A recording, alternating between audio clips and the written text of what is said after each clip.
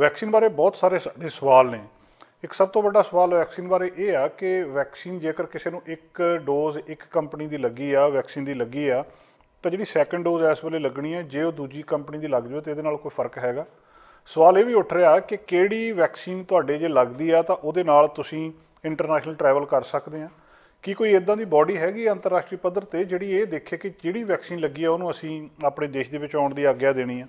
पिछले समय दे विच vaccine passport जिहड़ा उहदी गलबात चली सी और आउण वाले दिनां दे विच वैक्सीन पासपोर्ट हो सकदा कैनेडा लागू कर देवे जां बाकी देश लागू कर देण, जिहदे नाल कि तुहाडे कोल एक सर्टिफिकेट होऊगा जिहड़ा तुसीं दिखा के किसी भी देश दे विच दाखल हो सकदे हैं।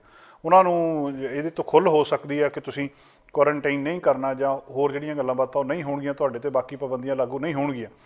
पर ਉਹਦੇ ਵਿੱਚ ਹੁਣ ਜਿਹੜਾ ਕੁਝ ਲੋਕ ਇਸ ਗੱਲ ਦੀ ਚਿੰਤਾ ਕਰ ਰਹੇ ਆ ਕਿ ਜੇ ਸਾਡੇ ਕਿਹੜੀ ਵੈਕਸੀਨ ਲੱਗੀ ਨੂੰ ਅੰਤਰਰਾਸ਼ਟਰੀ ਭਾਈਚਾਰਾ ਰੈਕੋਗਨਾਈਜ਼ ਕਰਦਾ। ਇਹ ਗੱਲਬਾਤ ਇੰਡੀਆ ਦੇ ਵਿੱਚ ਵੀ ਚੱਲੀ ਸੀ ਤੇ ਹੁਣ ਜਾਂ ਜਿੱਥੇ ਰੂਸ ਦੀ ਸਪੁਟਨਿਕ 20 ਜਿਨ੍ਹਾਂ ਦੇ ਵੈਕਸੀਨ ਲੱਗੀ ਆ, ਜਿਹੜੇ ਲੋਕ ਇੰਡੀਆ ਦੇ ਵਿੱਚ ਰਹਿੰਦੇ ਆ, ਕੀ ਉਹਨੂੰ ਕੈਨੇਡਾ ਮਾਨਤਾ ਦਿੰਦਾ ਆ ਜਾਂ ਦੂਜੀਆਂ ਜਿਹੜੀਆਂ ਵੈਕਸੀਨ ਆ ਉਹਨਾਂ ਨੂੰ ਦੂਜੇ ਦੇਸ਼ ਮਾਨਤਾ ਦਿੰਦੇ ਆ। ਇਸ ਕੈਨੇਡਾ ਦੇ ਵਿੱਚ ਅਸੀਂ ਜਿੱਥੇ ਬੈਠੇ ਗੱਲਬਾਤ ਕਰ ਰਹੇ ਹਾਂ, ਇੱਥੇ ਜਿਨ੍ਹਾਂ ਨੂੰ ਪਹਿਲੀ ਡੋਜ਼ ਐਸਟਰਾਜ਼ੈਨੇਕਾ ਦੀ ਲੱਗੀ ਆ ਤੇ ਜੇ ਦੂਜੀ ਵੀ ਐਸਟਰਾਜ਼ੈਨੇਕਾ ਦੀ ਲੱਗ ਜਾਂਦੀ ਆ ਜਾਂ ਦੂਜੀ ਫਾਈਜ਼ਰ ਦੀ ਲੱਗ ਜਾਂਦੀ, ਕੀ ਉਹਨੂੰ ਫਿਰ ਮਾਨਤਾ ਮਿਲੂਗੀ? ਇਹ ਇੱਕ ਵੱਖਰਾ ਮੁੱਦਾ ਜਿਹੜਾ ਪੈਦਾ ਹੋਇਆ। ਸੋ ਇਹਦੇ ਬਾਰੇ ਡਾਕਟਰ ਪ੍ਰਗਟ ਸਿੰਘ ਭੁਰਜੀ ਉਹਨਾਂ ਨਾਲ ਵੀ ਗੱਲਬਾਤ ਕਰਾਂਗੇ। ਤੇ ਇਸੇ ਤਰ੍ਹਾਂ ਹੀ ਇੱਕ ਹੋਰ ਗੱਲਬਾਤ ਜਿਹੜੀ ਇਸ ਵੇਲੇ ਚੱਲ ਰਹੀ ਆ, ਆਪਾਂ ਲਗਾਤਾਰ ਗੱਲਬਾਤ ਕਰ ਰਹੇ ਹਾਂ ਕਿ ਲੋਕ ਵੈਕਸੀਨ ਲਵਾ ਰਹੇ ਆ, ਪਰ ਕਿਤੇ ਨਾ ਕਿਤੇ ਜਾ ਕੇ ਇੱਦਾਂ ਡਰ ਲੱਗਦਾ ਕਿ ਇੱਕ ਥਾਂ 'ਤੇ ਜਾ ਕੇ ਪ੍ਰੋਸੈਸ ਰੁਕ ਜੂਗਾ ਜਿੱਥੇ ਜਾ ਕੇ ਇਨਸੈਂਟਿਵ ਦੇਣੇ ਪੈਣਗੇ। ਕੱਲ੍ਹ ਤੁਹਾਡੇ ਨਾਲ ਖਬਰ ਸਾਂਝੀ ਕੀਤੀ ਸੀ ਓਹਾਇਓ ਸਟੇਟ ਦੀ, ਜਿੱਥੇ $1 ਮਿਲੀਅਨ ਦੀ ਲੋਟਰੀ ਇੱਕ 22 ਸਾਲ ਦੀ ਕੁੜੀ ਨੂੰ ਨਿਕਲੀ ਸੀ। ਇੱਕ 14 ਸਾਲ ਦੇ ਨੌਜਵਾਨ ਨੂੰ ਜਿਹੜਾ ਸਕਾਲਰਸ਼ਿਪ 1 ਸਾਲ ਦਾ ਮਿਲਿਆ ਸੀ। ਅਮਰੀਕਾ ਦੇ ਵਿੱਚ ਇਹ ਪ੍ਰੋਸੈਸ ਹੋਰ ਜ਼ਿਆਦਾ ਤੇਜ਼ ਹੋ ਰਿਹਾ। ਹੁਣ ਉਹਨਾਂ ਨੇ ਅਨਾਊਂਸ ਕਰ ਦਿੱਤਾ ਕਿ 10 ਲੋਕ ਜਿਨ੍ਹਾਂ ਨੂੰ ਵੈਕਸੀਨ ਮਿਲੀ ਹੋਊਗੀ ਕੈਲੀਫੋਰਨੀਆ ਦੇ ਵਿੱਚ, ਅਮਰੀਕਾ ਦੀ ਵੱਡੀ ਸਟੇਟ, ਕਿ ਕੈਲੀਫੋਰਨੀਆ ਦੇ ਵਿੱਚ ਜਿਹੜੇ 12 ਸਾਲ ਤੋਂ ਉੱਪਰ ਵੈਕਸੀਨ ਲਵਾ ਲੈਣਗੇ, 10 ਉਹ ਵਿਅਕਤੀ ਉਹਨਾਂ ਦੇ ਲੱਕੀ ਡਰਾ ਦੇ ਵਿੱਚ ਨਾਂ ਕੱਢੇ ਜਾਣਗੇ। ਤੇ 1 ਮਿਲੀਅਨ ਜਿਹੜਾ ਓਹਾਇਓ ਸਟੇਟ ਨੇ ਕੀਤਾ ਸੀ, ਇਹਨਾਂ ਨੇ ਕਹਿ ਦਿੱਤਾ ਕਿ ਅਸੀਂ $1.5 ਮਿਲੀਅਨ ਦੇਵਾਂਗੇ ਇੱਕ ਬੰਦੇ ਨੂੰ। ਸੋ 10 ਜਣਿਆਂ ਨੂੰ $1.5 ਮਿਲੀਅਨ ਮਿਲਣਾ ਆ ਜਿਨ੍ਹਾਂ ਦੇ ਨਾਂ ਲੱਕੀ ਡਰਾ ਦੇ ਵਿੱਚ ਪੈਣਗੇ। ਇਸੇ ਤਰ੍ਹਾਂ ਹੀ ਉਹਨਾਂ ਨੇ $50,000 ਦੇ ਇਨਾਮ ਵੀ ਕੱਢਣੇ ਆ, ਉਹ 30 ਕੱਢਣੇ ਆ। ਸੋ 10 ਜਣਿਆਂ ਨੂੰ ਇਕੱਲੇ ਨੂੰ $1.5 ਮਿਲੀਅਨ ਤੇ 30 ਜਣਿਆਂ ਨੂੰ 50,000 ਇਕੱਲੇ ਨੂੰ ਕੈਲੀਫੋਰਨੀਆ ਦੇ ਵਿੱਚ ਦਿੱਤਾ ਜਾਊਗਾ। 4 ਜੂਨ ਤੋਂ ਲੈ ਕੇ 11 ਜੂਨ ਤੱਕ ਇਹ ਡਰਾ ਕੱਢੇ ਜਾਣਗੇ। ਇਹਦੇ ਲਈ ਕੈਲੀਫੋਰਨੀਆ ਦੇ ਵਿੱਚ ਵਸਦੇ ਜਿਹੜੇ ਲੋਕ ਨੇ ਜਾਂ ਇਸ ਵੇਲੇ ਸਾਨੂੰ ਦੇਖ ਰਹੇ ਆ, ਵੈਕਸੀਨ ਕਰਵਾ ਲੈਣ। ਜਿਨ੍ਹਾਂ ਨੇ ਕਰਵਾ ਲਈ ਆ ਉਹਨਾਂ ਦਾ ਆਟੋਮੈਟਿਕਲੀ ਨਾਂ ਇਸ ਡਰਾ ਦੇ ਵਿੱਚ ਪੈ ਜਾਣਾ ਤੇ ਉਹਨਾਂ ਨੂੰ ਕੋਈ ਸ਼ੋਰ ਕਰਨ ਦੀ ਲੋੜ ਨਹੀਂ ਆ। ਤੁਸੀਂ ਲੱਕੀ ਵਿਨਰ ਹੋ ਸਕਦੇ ਹੋ। ਇਹਦਾ ਮਕਸਦ ਇੱਕੋ ਹੀ ਆ ਔਰ ਬਹੁਤ ਇੱਕ ਵੱਡਾ $ਬਿਲੀਅਨਸ ਆਫ ਡਾਲਰਸ ਇਹਦੇ ਲਈ ਰੱਖੇ ਗਏ ਆ ਕਿ ਤੁਸੀਂ ਉਹਨਾਂ ਦੇ ਨਾਲ ਅੱਗੇ ਜਿਹੜਾ ਇਹਨੂੰ ਜ਼ਿਆਦਾ ਲੋਕਾਂ ਦੇ ਵਿੱਚ ਪੋਪੂਲਰ ਕਰਨ ਦੇ ਲਈ ਵੈਕਸੀਨੇਸ਼ਨ ਨੂੰ, ਇਹ ਇੱਕ ਬਹੁਤ ਵੱਡੀ ਖਬਰ ਆ। ਸੋ ਇਸ ਵੇਲੇ ਜਿਹੜਾ ਵੀ ਕੋਈ ਐਲੀਜੀਬਲ ਹੈਗਾ ਉਹ ਵੈਕਸੀਨ ਲਵਾ ਲਵੇ। ਜਦੋਂ ਵੈਕਸੀਨ ਲੱਗ ਜਾਂਦੀ ਹੈ ਤਾਂ ਉਹਦੇ ਬਾਅਦ ਹੀ ਸਾਰਾ ਕੁਛ ਖੁੱਲ੍ਹ ਸਕਣਾ। ਸੋ ਕੁਛ ਇਹਨਾਂ ਦੇ ਉੱਤੇ ਕੈਲੀਫੋਰਨੀਆ ਦੇ ਵਿੱਚ $50,000 ਗਰੋਸਰੀ ਦੇ ਉੱਤੇ ਪ੍ਰੀਪੇਡ ਕਾਰਡਸ ਵੀ ਦੇਣ ਦੀ ਯੋਜਨਾ ਬਣਾਈ ਗਈ ਹੈ ਉਹਨਾਂ ਨੇ। ਜਿੰਨੇ ਲੋਕਾਂ ਨੂੰ ਵੈਕਸੀਨ ਲੱਗ ਜਾਂਦੀ ਆ ਉਹ ਇਹਦੇ ਲਈ ਐਲੀਜੀਬਲ ਹੋਣਗੇ ਤੇ ਕੁਛ ਸਮਾਂ ਉਹਨਾਂ ਨੇ ਇਹਦੇ ਵਿੱਚ ਮਿਥਿਆ ਆ ਕਿ ਜਿਹਦੇ ਵਿੱਚ ਇਹਨਾਂ ਨੇ ਇਹ ਸਾਰਾ ਕੁਛ ਦੇਣਾ ਆ। ਸੋ 22 ਮਿਲੀਅਨ ਤੋਂ ਜ਼ਿਆਦਾ 40 ਮਿਲੀਅਨ ਦੀ ਇਹ ਸਟੇਟ 'ਚ ਰਹਿਣ ਵਾਲੇ ਲੋਕਾਂ ਨੂੰ ਘੱਟੋ ਘੱਟ ਜਿਹੜੀ ਡੋਜ਼ ਆ ਵੈਕਸੀਨ ਦੀ ਉਹ ਇਸ ਵੇਲੇ ਮਿਲ ਚੁੱਕੀ ਹੈ। ਜਦੋਂ ਵੈਕਸੀਨ ਦੀਆਂ ਦੋਵਾਂ ਡੋਜ਼ਸ ਦੀ ਗੱਲ ਆਉਂਦੀ ਆ, ਕੈਨੇਡਾ ਦੇ ਵਿੱਚ ਜਿਹੜੀ ਦੂਜੀ ਵੈਕਸੀਨ ਸੀ ਹੁਣ ਉਹ ਲੱਗਣ ਦੇ ਲਈ ਸਮਾਂ ਚੇਂਜ ਕੀਤਾ ਜਾ ਰਿਹਾ। ਜਿਹੜੀ ਕੈਨੇਡਾ ਦੀ ਵੈਕਸੀਨ ਐਡਵਾਈਜ਼ਰੀ ਬੋਰਡ ਆ ਉਹ ਚੇਂਜ ਕਰ ਰਹੀ ਹੈ ਰੈਕਮੈਂਡੇਸ਼ਨ ਇਸ ਗੱਲ ਦੇ ਉੱਤੇ ਕਿ ਲੋਕਾਂ ਨੂੰ ਸੈਕੰਡ ਕੋਵਿਡ-19 ਦੀ ਵੈਕਸੀਨ ਕਦੋਂ ਦੇਣੀ ਆ। ਜਿਹੜੀ ਨੈਸ਼ਨਲ ਐਡਵਾਈਜ਼ਰੀ ਕਮੇਟੀ ਔਨ ਇਮੂਨਾਈਜੇਸ਼ਨ ਆ ਉਹਨੇ ਇਹ ਗੱਲ ਕਹੀ ਆ ਕਿ ਜਿੰਨੀ ਜਲਦੀ ਹੋ ਸਕਦਾ ਉਨੀ ਜਲਦੀ ਲੋਕਾਂ ਨੂੰ ਸੈਕੰਡ ਡੋਜ਼ ਦੇ ਦਿੱਤੀ ਜਾਵੇ। ਇਹਦੇ ਨਾਲ ਸਾਡਾ ਫਾਇਦਾ ਆ। 16 ਵੀਕ ਦਾ ਜਿਹੜਾ ਇੰਟਰਵਲ ਪਹਿਲਾਂ ਸੀਗਾ ਤੇ ਉਹਦੇ ਵਿੱਚ ਅੱਪਰ ਲਿਮਿਟ ਇਹ ਦਿੱਤੀ ਗਈ ਸੀ ਬਹੁਤ ਸਾਰੀਆਂ ਪ੍ਰੋਵਿੰਸਸ ਦੇ ਵਿੱਚ ਤੇ ਟੈਰੀਟੋਰੀਜ਼ ਦੇ ਵਿੱਚ, ਉਹਨੂੰ ਹੁਣ ਕਿਸੇ ਨਾ ਕਿਸੇ ਤਰ੍ਹਾਂ ਬਦਲਿਆ ਜਾ ਰਿਹਾ ਆ। ਤੇ ਕਿਉਂਕਿ ਵੈਕਸੀਨ ਅਵੇਲੇਬਲ ਕਾਫੀ ਜ਼ਿਆਦਾ ਮਾਤਰਾ ਦੇ ਵਿੱਚ ਆ, ਇਸ ਕਰਕੇ ਇਹਨੂੰ ਕਿਹਾ ਜਾ ਰਿਹਾ ਕਿ ਜਿੰਨੀ ਜਲਦੀ ਇਹ ਡੋਜ਼ ਲਾ ਦਿੱਤੀ ਜਾਵੇ ਤਾਂ ਓਨਾ ਠੀਕ ਹੈ।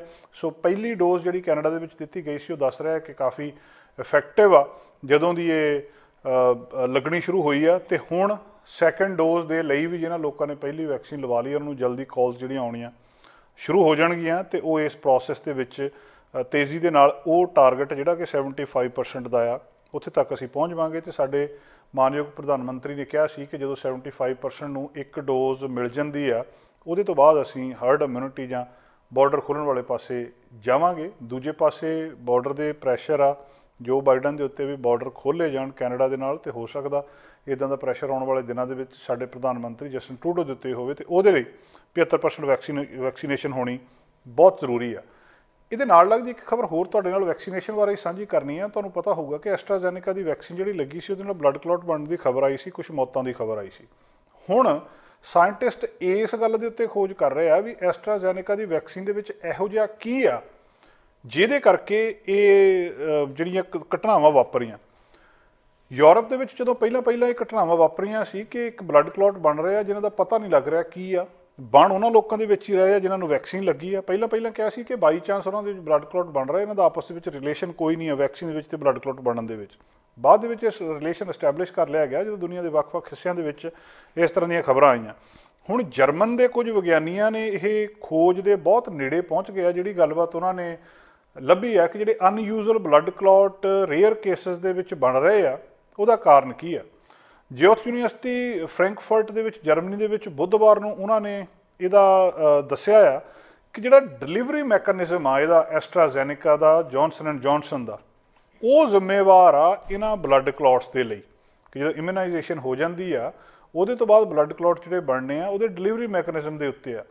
ਜਿਹੜੀਆਂ ਵੈਕਸੀਨੇਸ਼ਨ ਵੈਸਟ ਦੇ ਵਿੱਚ ਬਹੁਤੀਆਂ ਯੂਜ਼ ਕੀਤੀਆਂ ਜਾ ਰਹੀਆਂ ਉਹਦੇ ਵਿੱਚ ਕੀ ਆ ਕਿ ਇੱਕ ਜੈਨੇਟਿਕ ਕੋਡ ਬਾਡੀ ਦੇ ਵਿੱਚ ਭੇਜ ਦਿੱਤਾ ਜਾਂਦਾ।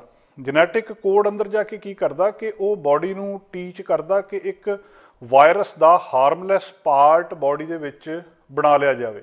ਮਤਲਬ ਉਹ ਇੰਜੈਕਸ਼ਨ ਤੁਹਾਡੇ ਅੰਦਰ ਜਾ ਕੇ ਤੁਹਾਡੀ ਬਾਡੀ ਨੂੰ ਇੱਕ ਇਹ ਕਹਿੰਦਾ ਕਿ ਆਹ ਜਿਹੜਾ ਕੋਵਿਡ-19 ਵਾਇਰਸ ਆ ਇਹਦਾ ਇੱਕ ਹਾਰਮਲੈਸ ਪਾਰਟ, ਮਤਲਬ ਵਾਇਰਸ ਅੰਦਰ ਤੂੰ ਕ੍ਰੀਏਟ ਕਰਦੇ ਪਰ ਉਹਦਾ ਨੁਕਸਾਨ ਕੋਈ ਨਾ ਹੋਵੇ।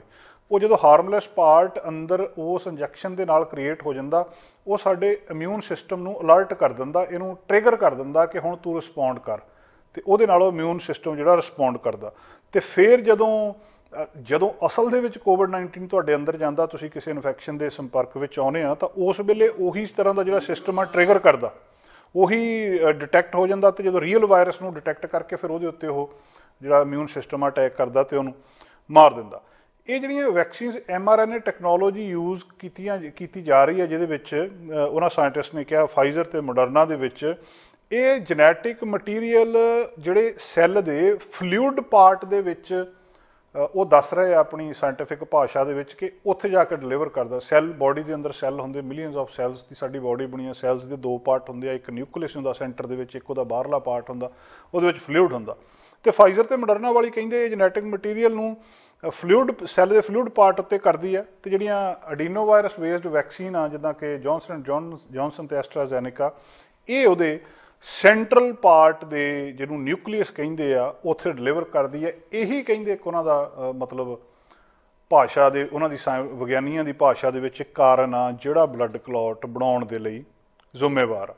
ਹਾਲਾਂਕਿ ਇਹ ਸਟੱਡੀ ਨੂੰ ਅਜੇ ਸਕਰੂਟਨਾਈਜ਼ ਨਹੀਂ ਕੀਤਾ ਗਿਆ ਦੂਜੇ ਐਕਸਪਰਟਸ ਦੇ ਦੁਆਰਾ, ਪਰ ਉਹਨਾਂ ਵੱਲੋਂ ਦਾਅਵਾ ਕੀਤਾ ਜਾ ਰਿਹਾ ਕਿ ਅਸੀਂ ਇਸ ਚੀਜ਼ ਦਾ ਕਾਰਨ ਲੱਭ ਲਿਆ ਕਿ ਇਹਦੇ ਨਾਲ ਵੈਕਸੀਨ ਦੇ ਨਾਲ ਨੁਕਸਾਨ ਕਿਉਂ ਹੁੰਦਾ।